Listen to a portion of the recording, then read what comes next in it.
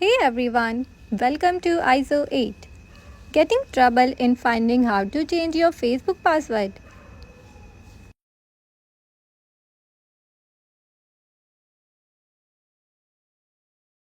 Then go to your profile,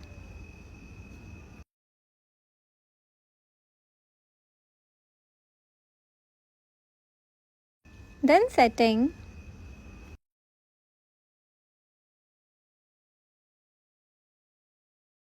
there at account center, open password and security. Then in tap again, password and security.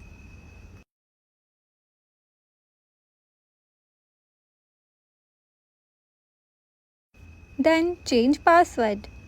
After a window will appear to get code sent to your email or mobile number linked to your account. After that, you can change your password.